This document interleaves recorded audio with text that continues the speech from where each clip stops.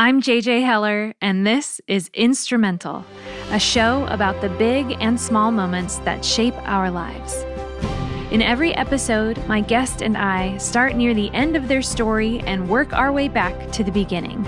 I hope our conversation reminds you that every second matters, because none of us knows which moment will be the one that changes everything.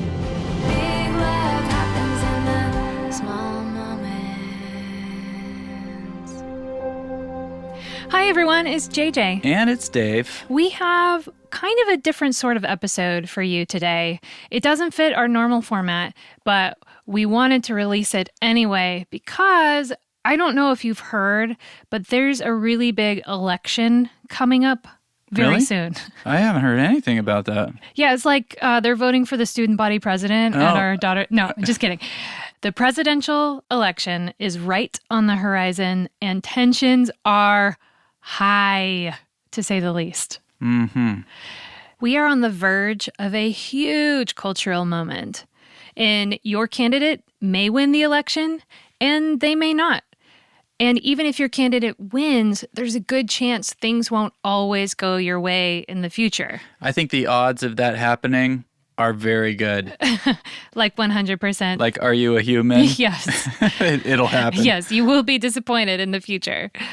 So the conversation we have in this episode will hopefully provide you with some tools to deal with those frustrations and disappointments in a healthy and productive way. That's right. Just because you find yourself upset when things didn't go according to your plans, it doesn't mean that you need to remain stuck in your bitterness indefinitely. You can move on. The reason why we invited our guest onto the podcast is because he wrote a book that literally changed Dave's life. That's right. Dr. Fred Luskin is the director of the Stanford Forgiveness Project, which has successfully explored forgiveness therapy with people who suffered from the violence in Northern Ireland, Sierra Leone, as well as the attacks on the World Trade Center on 9/11. Dr. Luskin currently serves as a senior consultant in health promotion at Stanford University and is a professor at the Institute of Transpersonal Psychology. We all know that it's good to forgive, and we're supposed to forgive. But sometimes we don't know how to do it because we haven't even defined what forgiveness is, or we have flawed definitions of forgiveness. So before we get into our interview with Dr. Luskin, we wanted to share some of his definitions of what forgiveness is and what it isn't. Forgiveness is for you and not the offender. Forgiveness is taking responsibility for how you feel.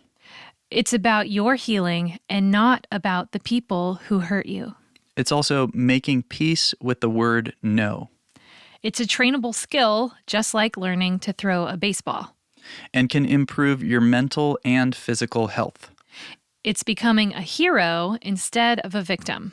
Forgiveness is a choice. All right, so that's what forgiveness is. Let's talk about what it is not, according to Dr. Luskin. Forgiveness is not condoning unkindness. It's not forgetting that something painful happened to you. It's not excusing poor behavior. And it's not denying or minimizing your hurt. And it doesn't mean reconciling with the offender. Yes, that's an important distinction that Dr. Luskin makes. Forgiveness is simply making peace with the pain that happened to you, but it's not reconciliation. And forgiveness does not mean you give up having feelings. Everyone has feelings. But according to Dr. Luskin, just because someone hurt you or something bad happened to you, it doesn't mean that you need to suffer indefinitely.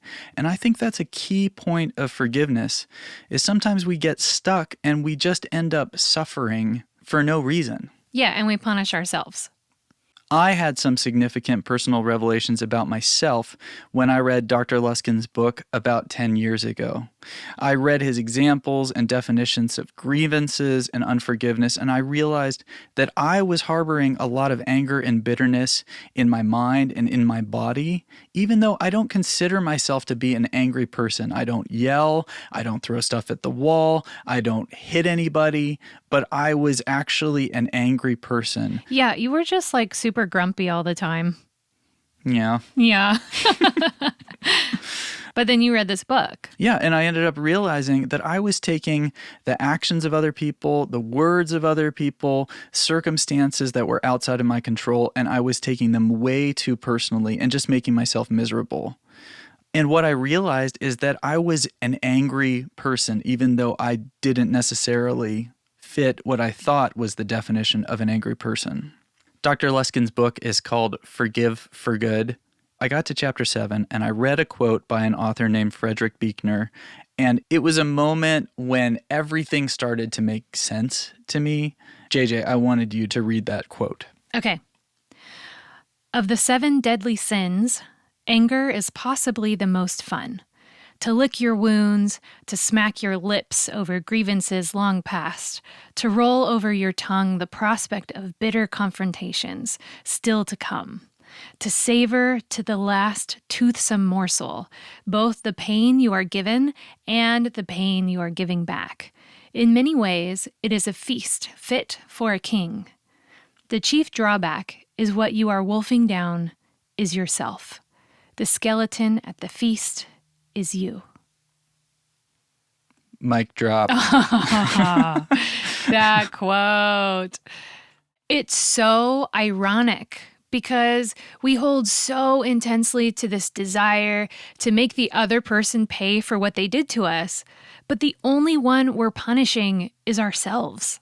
And I think that is a critical revelation that we need to have, is to recognize that we are the ones who are making ourselves miserable. Yeah. We are the ones who are eating ourselves from the inside out. And I hope that our conversation with Dr. Luskin is as helpful to you as his work has been for me. Well, let's jump in.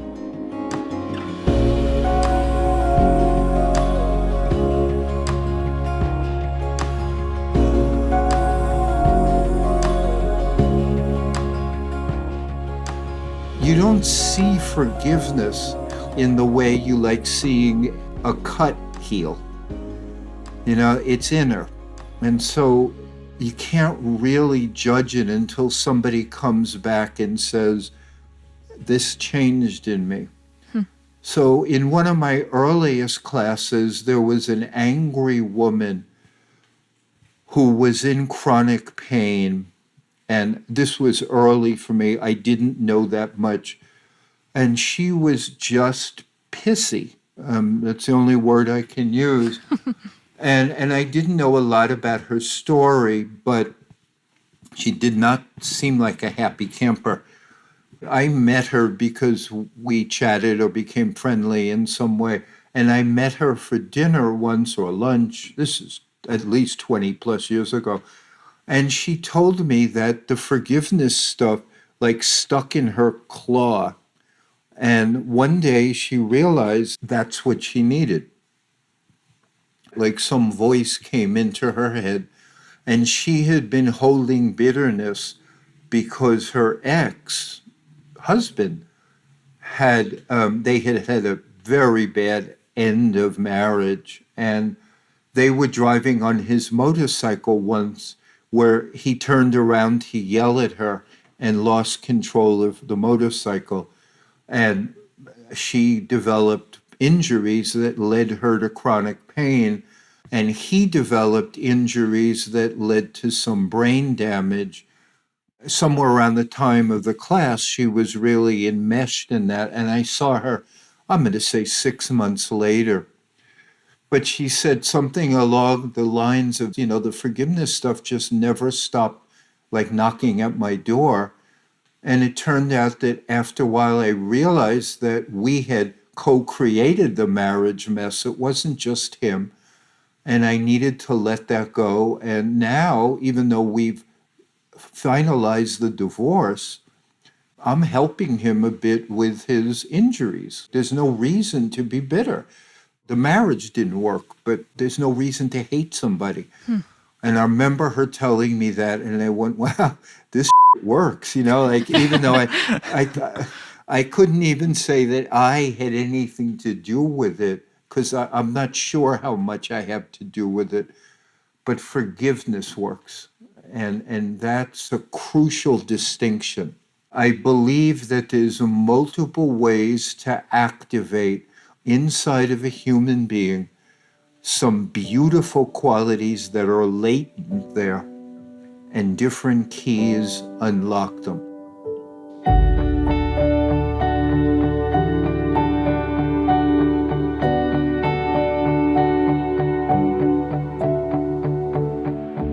How would you describe the difference between the kind of forgiveness you're advocating versus somebody who just kind of gets taken advantage of? I've listened to myself talk now for 25 years, and I've never made the suggestion that anybody be a doormat. But I think the perception from some people is, such a strong sense of justice that I'm not going to let somebody who's wronged me get away with it, Of course. And that's the resistance that people have that doesn't come from me or forgiveness at all. It comes from their own consciousness. And you just gave a strong example of that, because you could listen to me till the day I die and I'll never use any words even close to that. Right. People are afraid of their vulnerability. They don't like the fact that they can be hurt. They don't like the fact that they're not all powerful. They hate the fact that they're not in control of many things. So they develop all these mental systems to hide their vulnerability from themselves. And one of the great ways to hide it is, I'm tough, or nobody's going to mess with me. And that does hide our vulnerability, and it limits our ability to love and make deep connections with people. But it's also ineffective. If in your marriage, every time one of you did something wrong, like you made sure to give the other person the finger just to let them know that they're not getting away with anything, you would destroy your relationship, because everybody gets away with stuff. That's the nature of this planet. It's not perfect, and people hurt each other and they err. The affirmative answer is, yeah, you want to be as assertive as you can be with expressing your needs. You want to learn how to grieve your wounds so you don't stay stuck in anger. And sometimes you need to learn to be flexible so that there are certain situations which may not work out, and you have to flexibly shift to a different situation, maybe to get the results you want. But being a doormat has nothing to do with that. So if I'm in a relationship where I'm treated badly, I may need another relationship.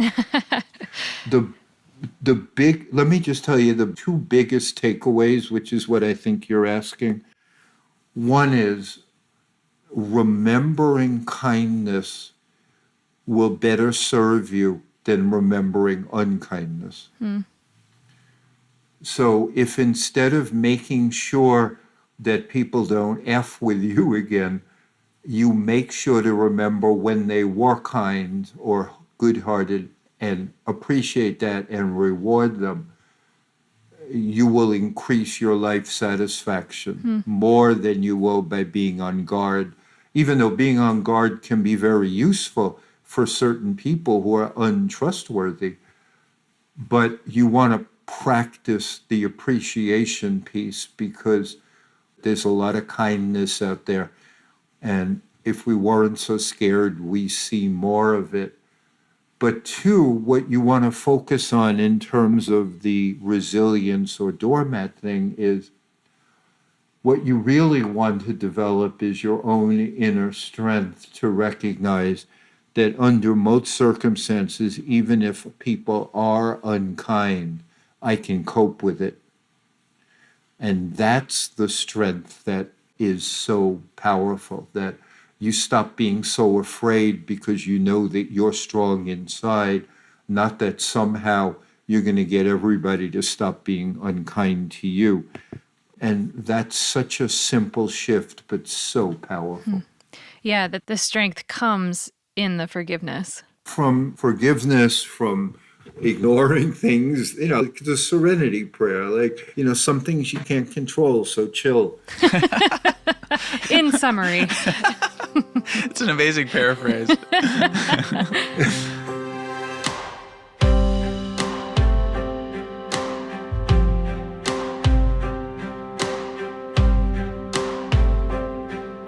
We brought women from Northern Ireland who had had their sons murdered in their violence, Catholics and Protestants. And we worked with them for a week. Was this at Stanford? Yeah. They stay on campus and they go through classes like all day long, or how does this play out? My partner in this was a Presbyterian minister, Byron Bland, and he got people from the Presbyterian church to host these women in their homes. And then we got local food sources to donate food, and they stayed with us for about a week, and we spent the days teaching them forgiveness. Wow. Do you have any first impressions of what the women were like? I had never, ever, ever, ever seen that much horror and suffering in a group.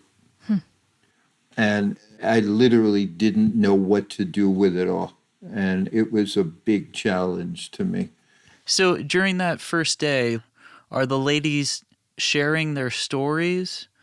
How did you end up understanding that this was going to be such a big job? Well, I knew what they were there for. It wasn't like a secret bridge club. Yeah. But no, we don't spend much time sharing stories. We believe that the story that you tell is your prison. And so you have to change the story. And you don't want to continue to keep yourself in prison by telling the same old story. So it's a gentle tension because everybody wants to have their story told. And we have to remind people that forgiveness is a change in story. And so the grievance story that you've been used to, that's actually your problem, not the event. Wow. Yeah, that's interesting because two people can experience the same thing, and one can view themselves as a victim and one can view themselves as a victor, right?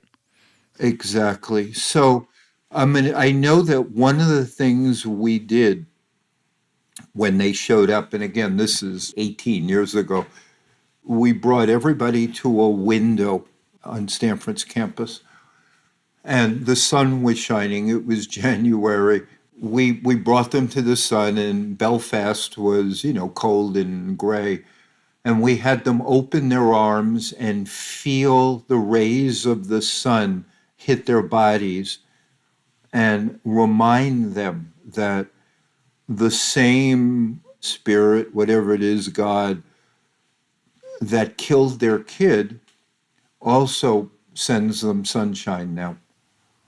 And you need to open back up to the sunshine because that's as much a part of this earth as the loss of your child.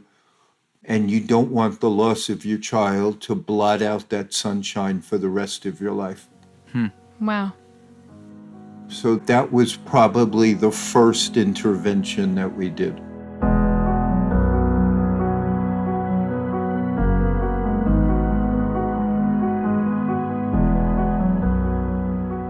Was that a moment going out into the sunshine where you felt, okay, we can do this? Like, I've seen this before.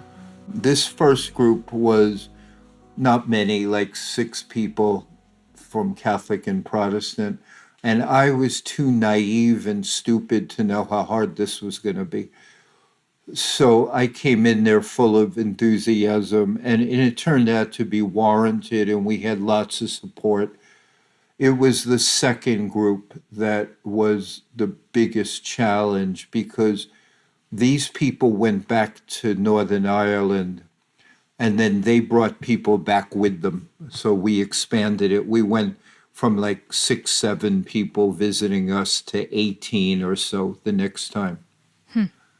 And that was almost too much for me. Really? That sitting in a room with like 18 people because somebody had killed one of their immediate family members was just I don't know what that even means, but it was awful. Just recognizing how much harm and horror are in this world was chilling. And I felt like I had a little Band-Aid on a cut artery, but I did it the best I could. But that feeling has never left me, that the insignificance of our tools to heal, it creates both fear and humility in doing work like that. It's interesting for me to hear you say that a group of 18 was almost overwhelming, to just think of the sheer number of people walking around on the planet. Exactly. What do you do with that feeling? Well, that's a great question. I mean, sometimes I feel discouraged that my little contribution is not enough. Sometimes it pushes me to watch like 6 episodes of Friends in a row. Sometimes, and it's had me not teach forgiveness for a year or two at a time. Just it's like too much. Since Donald Trump has been president, and it probably started a little before then, but it feels even harder to talk about forgiveness than it had before. I live in a very Democrat left-wing part of the country, and there's very little forgiveness here for Republicans or Donald Trump or even the George Floyd thing. There's just a lot of one-sided political anger here that I'm not disagreeing with. I'm just saying it doesn't leave much room for forgiveness. And then the politics that Donald Trump appears to support do not suggest forgiveness. So culturally, it's been a hard time to teach this and to entertain it. And I don't sense anywhere near the cultural conversation there was about forgiveness in times past. So for me, I started a project in Colombia where we're helping parts of that country sow forgiveness. I'm in discussion now with the ambassador to the United States from Afghanistan about teaching forgiveness in their country. I'm 66, and I probably need to do what I'm going to do in the next few years, as my legacy. So after a little more fallow period of maybe more Friends episodes or, Seinfeld or whatever, I have a little more detachment now being older. And I think I'm making another effort to just try to bring more people to understand the healing nature of forgiveness, the letting go of the sense of a grievance. What do you hope to accomplish in the time that you have left with your work? I will tell you that it's to some degree a spiritual question more than a accomplishment question. We have things to do on this planet to try to help. Part of our purpose here is to use those skills to help.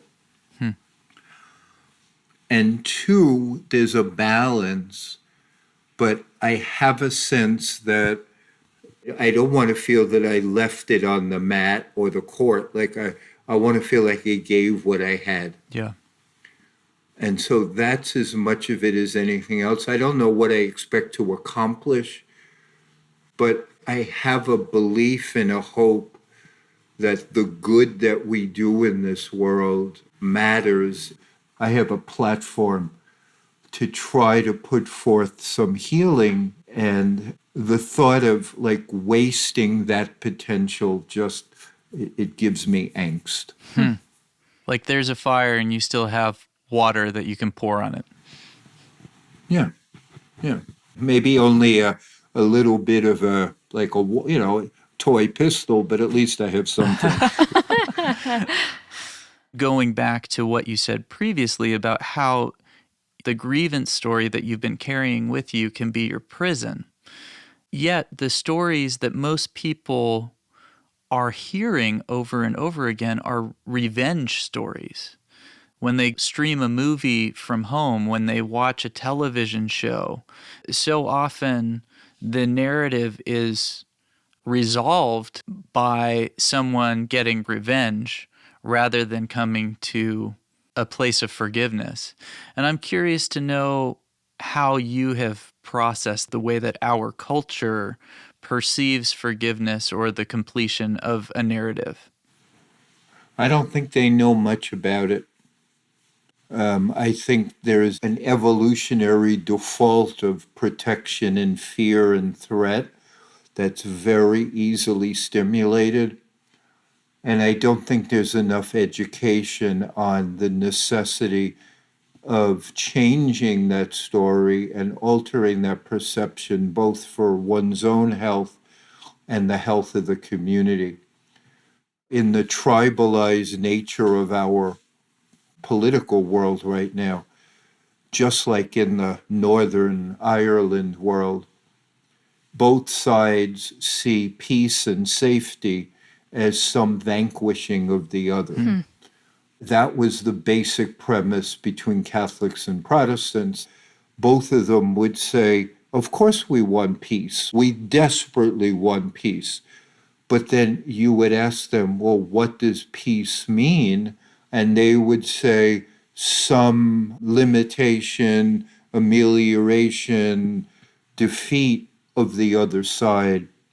And I sense a lot of that now with red states and blue states and Democrats and Republicans. There's mistrust, and there's more and more research that significant percentages of both sides are not opposed or not unwilling to have some violence to protect their side, or not unwilling for their side to engage in, let's say, not fully ethical behaviors to win. Those qualities can maintain in the brain and nervous system indefinitely until they're worked on. And I believe that forgiveness is the name that human beings give to our innate capacity to work through that, to get past that degree of believing that there's an enemy out there that we have to conquer before we'll be safe.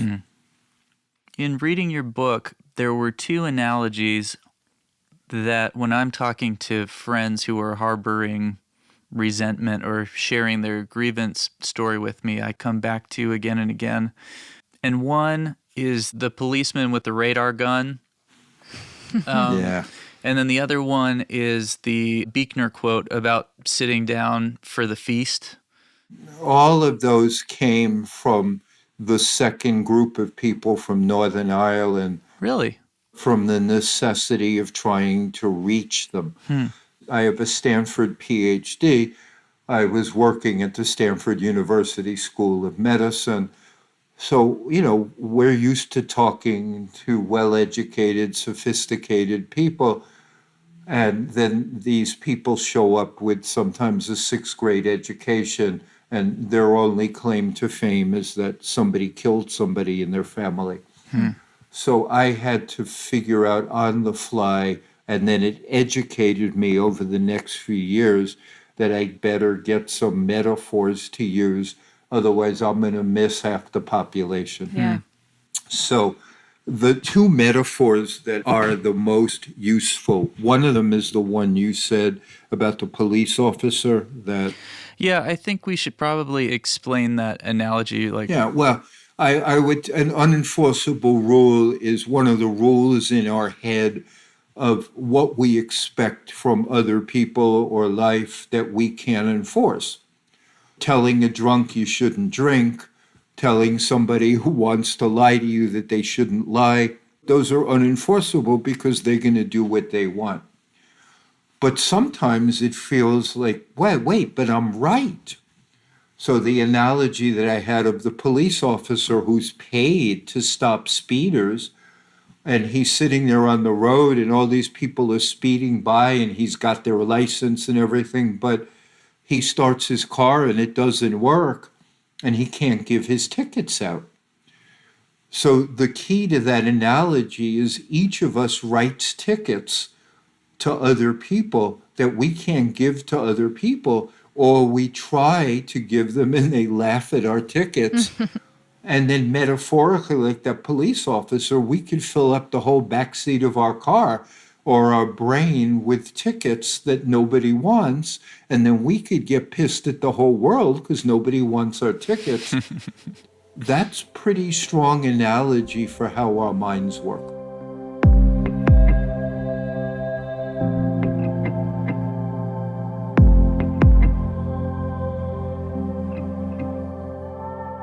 The other one that I think is the crucial metaphor, and this one came from the Northern Ireland group, that was the one that made all the difference for their understanding. They had a hard time figuring out what forgiveness is. And I remember going in front of them and saying, well, just think you're at an airport. You're waiting for somebody you love's plane to land so you can leave. And you find out that that plane can't land because all of the gates on the ground are taken by other planes. And even there's other planes circling overhead waiting for those gates. So your loved one's plane, who knows if it'll ever get there? It may never land. And I said, that's what your grudges are. They're airplanes that can't land. And they keep the whole system gummed up. Are you saying the grudges are the planes that are at the gate that are not allowing the circling planes to land? They're the whole mess of the whole system. It's the whole thing.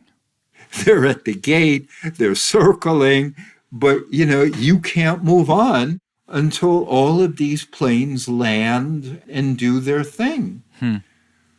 And that changed the whole tenor of the experience. All of a sudden, I get it. We got to move on. Do you recall where you were when you came up with these analogies? Well, that one, I was in front of 20 people from Northern Ireland trying to figure out how the hell that I'm going to make my stupidly complex ideas understandable to them. So you came up with it on the spot in front of a crowd? I tried out a number of them. That was the one that worked. And how did you know that it worked? They laughed.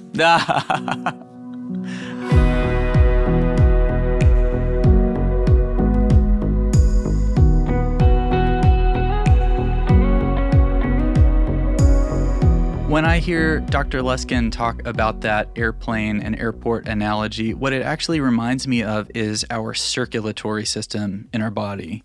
And but if you think about it, our heart is pumping blood through our veins. It is pumping life through our veins. And if it stops, that's called a heart attack and you die, right?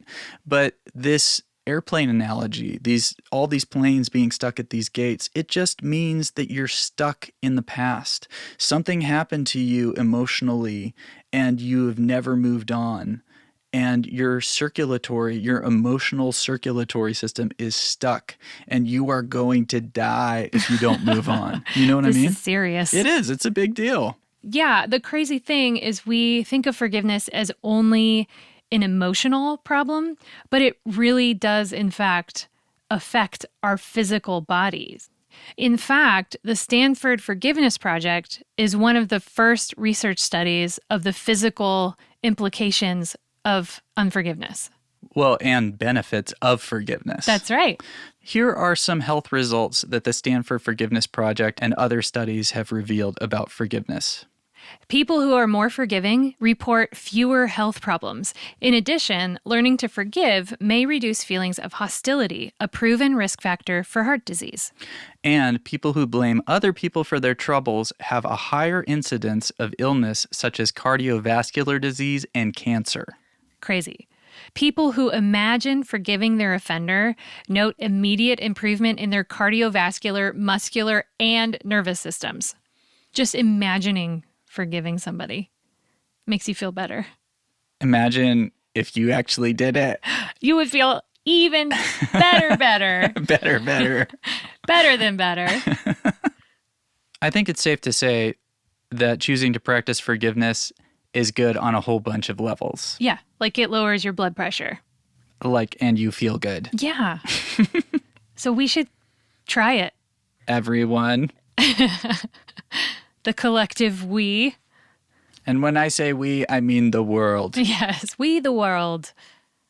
Well, we're going to pivot the rest of the show to explore Dr. Luskin's story as he began to form the Stanford Forgiveness Project over 20 years ago and learn just how difficult he found it to teach forgiveness in our culture.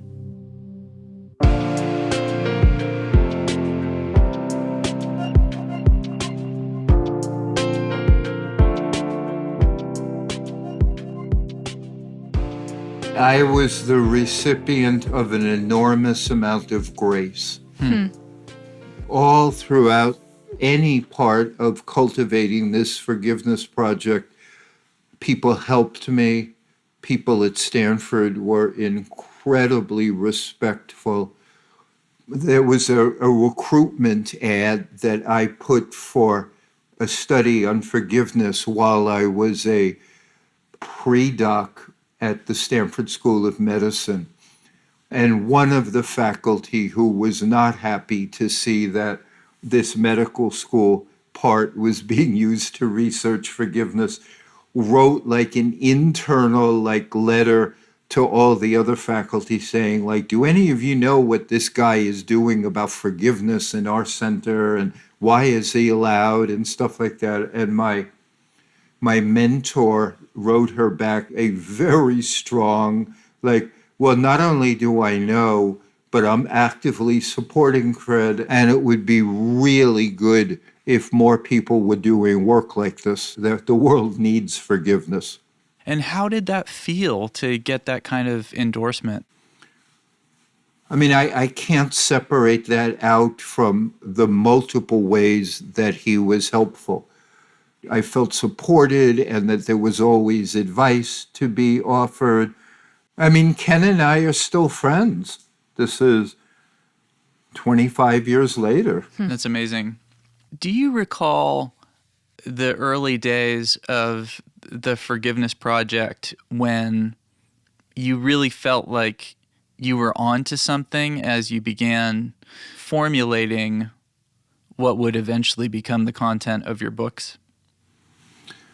I don't know that I felt that I was on to something.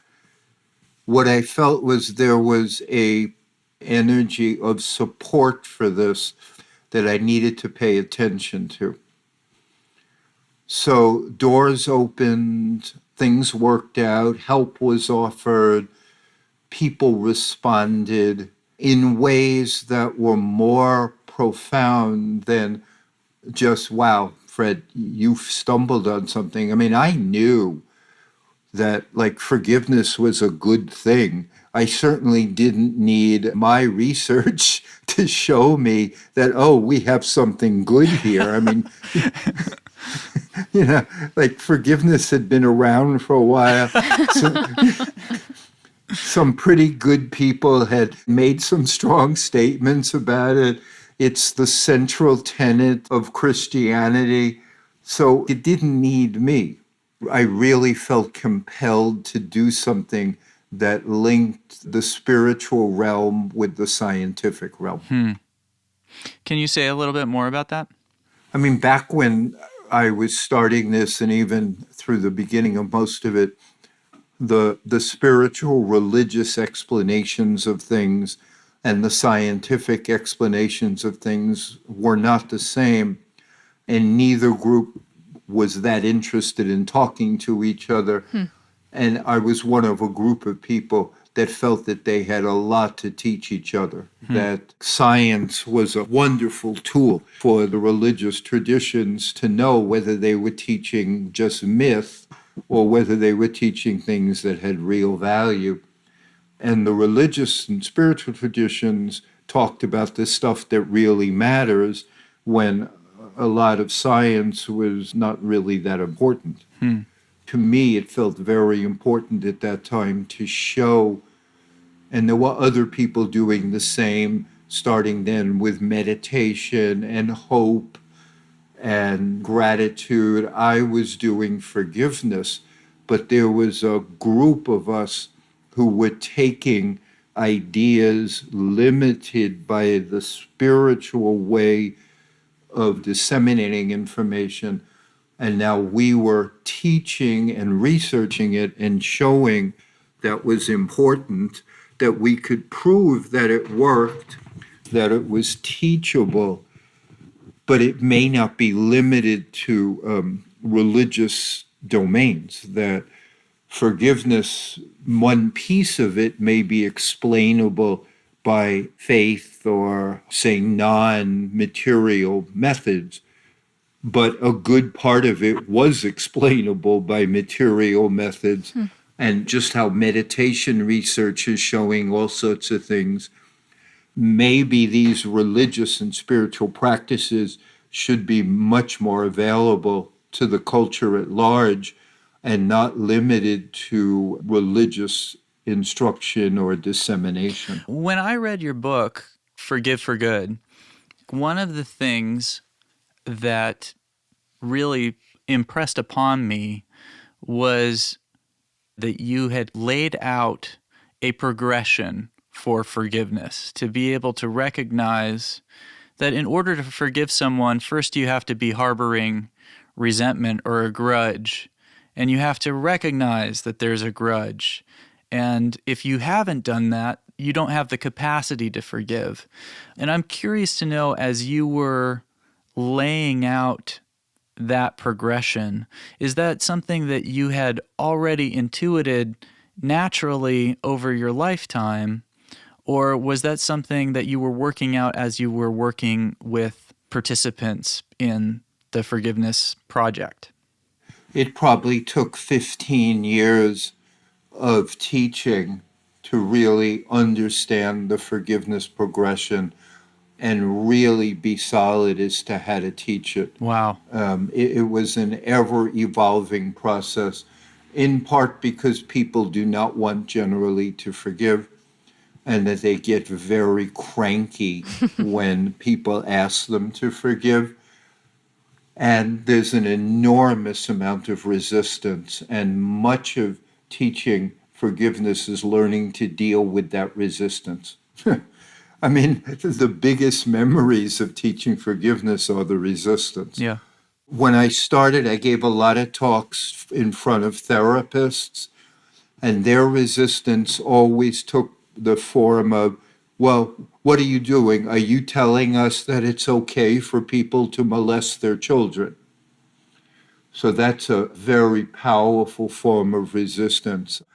I've had other people accuse me of being insensitive to their pain because forgiveness was not in the cultural framework at all. So almost every time that I'd give a public talk, somebody would jump up and say, yeah, that makes sense, but how do you forgive Adolf Hitler? Besides the people who just got hostile to me for, in their mind, minimizing the suffering that they had shown, that is the central piece of teaching forgiveness, is expecting, dealing with, honoring people's vice grip that they have on their stories of suffering.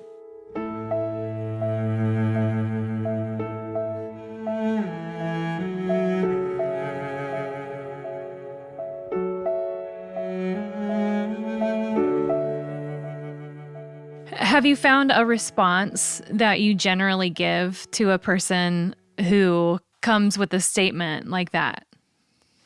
You know, the quality of learning how to handle that took years. And now I'm gentler and I don't push quite as much, so I don't get the same amount of resistance. That was the biggest education of my life as a forgiveness teacher. You know, as you're saying that, what I'm realizing as we're having this conversation is the pace in which you speak is very measured and unhurried. And it reminds me a bit of Mr. Rogers, where like he just operated on a different time frame than everybody else. And because he was unhurried, it was really hard to get upset with him because he was constantly forcing people to slow down, you know? You're right. You are what you just said. I will translate, but I had to grow as a human being. I had to work on my resistance. I had to develop more kindness inside so that there was less stuff in me for people to resist. That's what took me so long to understand. Yeah, I mean, so you were saying it took about 15 years for that to happen. Yeah, and sometimes it feels as if I haven't grown at all. There will be, it's a challenging thing. But you're getting at the question of, I think, some forms of spiritual growth. Were you previously a much more hurried person? Totally. At the beginning, I saw it more as a tussle. And so maybe I took it more personally. And so there was more place in me for people to argue with. But what would happen if after a while I started seeing it more through compassion? Compassion of the student whose limitations of mind keep them suffering. But it's not an easy process at all. Yeah. To make any movement in that way. Yeah, I suppose as a teacher, it's kind of the transition between why can't you get this to if only you could get this, that your life would be changed. Well, isn't that Jesus' words on the cross? Forgive them, they know not what they do. Yeah. And those words, even though, I'm not officially a Christian, and I was born Jewish and have been a yoga, Hindu, Buddhist, those words are defining to me. That the only thing he has for the people like killing him is compassion, because they don't know what they're setting in motion for themselves.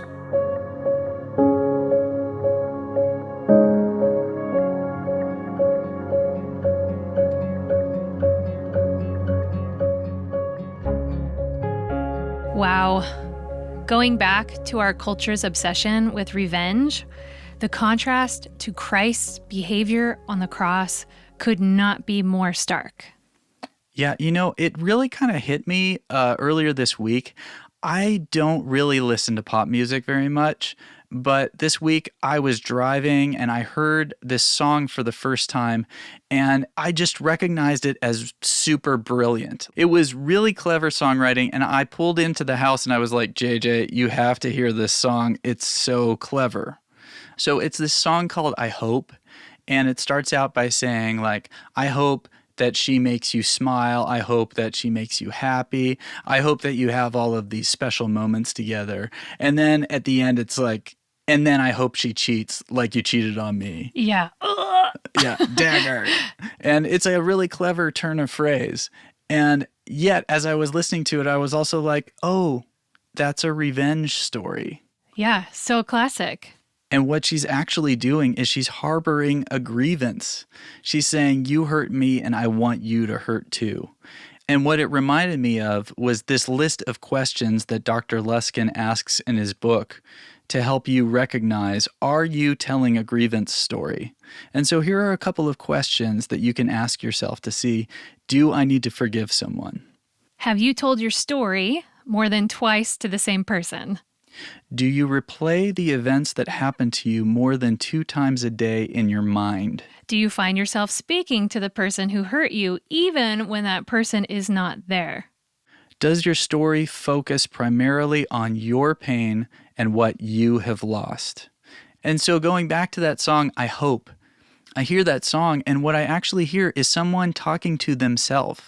Like, I don't actually hear them having a conversation. No. It's not a dialogue, It's an right? imaginary conversation. Yeah. And so it's just this person holding all of this grief, and what they're doing, it's like that famous quote that says, unforgiveness is like drinking poison and hoping the other person dies, right? Yeah. It's like we need to start telling these forgiveness stories, because I just looked, and last week was the first time I heard that song, and the music video has been viewed 69 million times already, you guys. It's like we are spreading messages of unforgiveness, and they're really fun, but they're not helpful. It is a really good song. It is.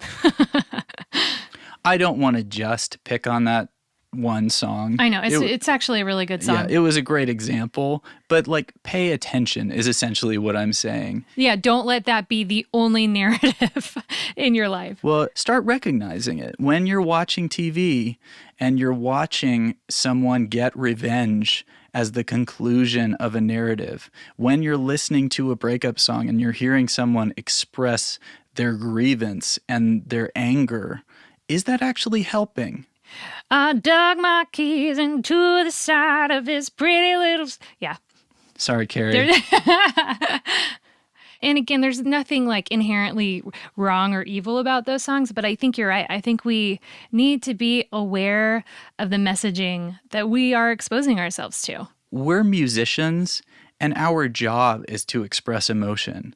And so you want to be able to put words around an experience like that and even what you're feeling. But then you also want to have the tools to combat those negative emotions, to go like, this is what I felt, and now I need to speak truth to it to do what is healthy for me and my family and the people that I love who are around me. Mm-hmm. Our final segment takes place 30 years in the past as a personal experience became the catalyst of Dr. Luskin's future work with forgiveness. This act includes a deep wound, an honest conversation with his wife, and filet mignon. Because somebody abandoned me without notice and reason, and that person had been very, very close to me, I was devastated at the loss. I mean, devastated. I got access, which I still have, to the pain of abandonment and loss without reason. And so it gave me empathy into all sorts of people's suffering, but it also gave me a truthfulness as to how I contributed to that suffering. And that's what now separates me from people who have been hurt but haven't moved on. I saw all the ways that I made it worse by blaming and yelling and feeling sorry for myself and criticizing and being harsh and unforgiving, and how much suffering that caused to my wife and my friends at that time. So I can relate to both the deep, deep, deep wound of loss, like the world is not a stable, fair place. I can still touch that. But I can also touch all the ways that I put kerosene on that fire. And what I learned through my own suffering was how to stop putting kerosene on that fire. And that's the piece that I brought forward to teach. Yes, life can absolutely suck and people can do the worst stuff imaginable. And there's always hope for how you can cope better or take better care of yourself or see things through more kindness. So what happened is he had abandoned me and rebuffed my connections. And then a while later, my wife came to me one day and said, Fred, I still love you, but I don't like you as much. And that was not a pleasant thing to hear. And she said, you're just too bitter. And I literally expected better from you when we connected. I did not see this in my future. Were you expecting her to say something like that to you, or did it feel shocking? I mean, in retrospect, yeah, because she had a kind strength. She said what she said with kindness, but I needed to hear it. Yeah. And she had probably said it before. I just had never listened, is my guess. That spurred me to change, and I tried again to connect with him, and this time we agreed. But I had already practiced some forgiveness. This was a number of years later. And I'm going to meet him, and I realized at that moment that my injury and wound just didn't matter that much. Like, it was 5 years later. And what difference did it make if I had a chance to fully heal this? What would I get from clinging to this? And I'm sitting here thinking, and my mind is like being pulled in like 6 different directions, But the positiveness of that, of Fred, you have a chance to heal, to not carry this around anymore. Take it. So when I met him, we simply hugged. He said, it's nice to see you. We didn't really talk much about what happened, but we very quickly got into an extremely pleasant conversation as if nothing had happened, because I had accepted the wound. I no longer wanted the negativity. I recognized that I was willing to give him space to have made a mistake. Like, I had no need whatsoever for this grudge. And by seeing him and opening myself to that, the grudge wasn't there anymore. It was just old news. And the freedom was unbelievable, just unbelievable.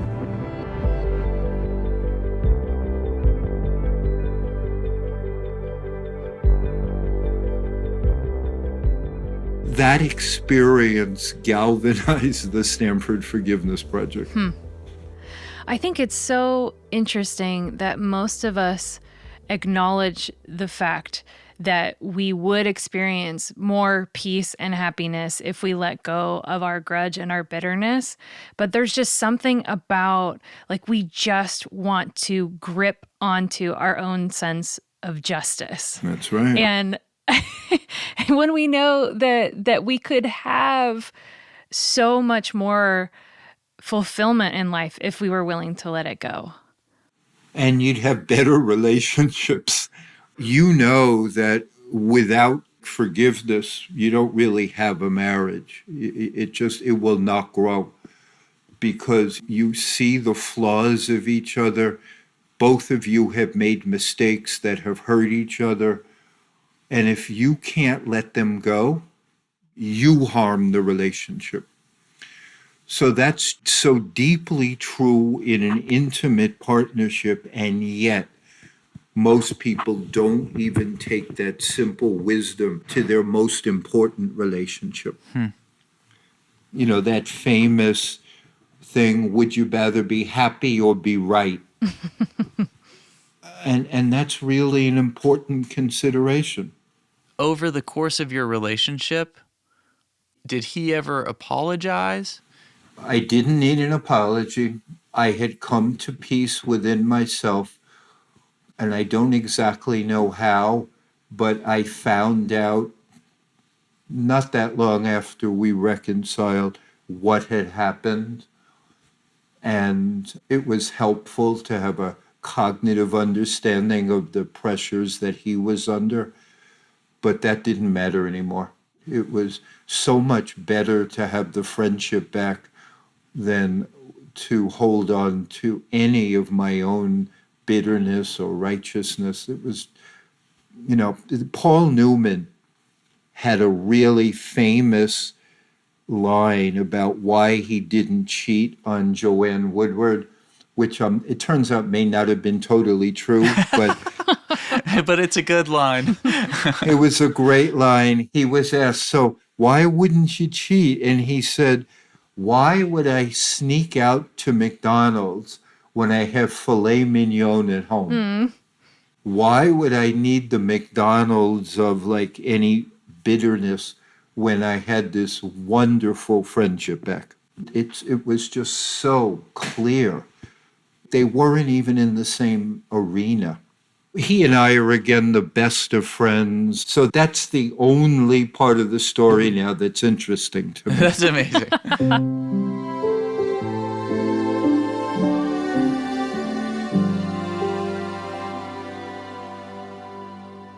What do you think might have happened if your wife hadn't had that conversation with you to kind of wake you up from the miserable state that you found yourself in? That's a good question. I would not be the person that I am today without her wisdom that helped me in so many ways, that being one among them. It wasn't just the conversation, it was the kind of conversation she had and the way she had it. This was a person who was deep and centered, and without that wise caring, I don't know, I might have become more bitter and devolved. I can't answer that. I just know I really appreciate the fact that it came when it did.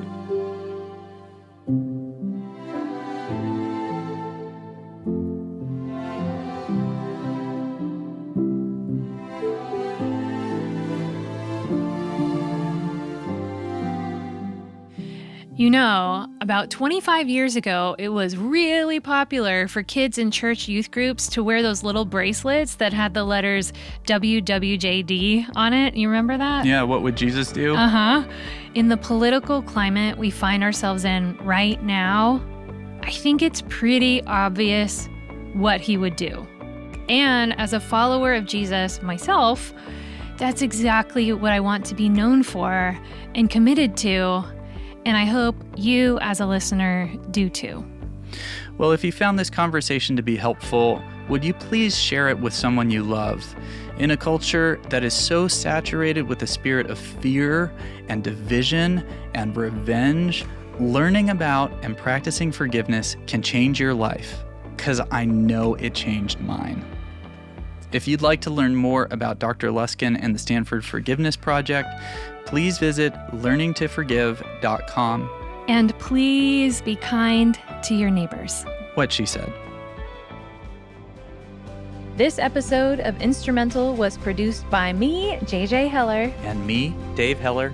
Our theme music is my song, Big Love, Small Moments. That I helped write.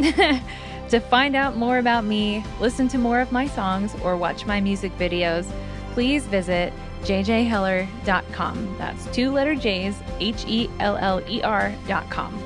We'll be back next week with another episode of Instrumental. So be sure to subscribe wherever you listen to podcasts.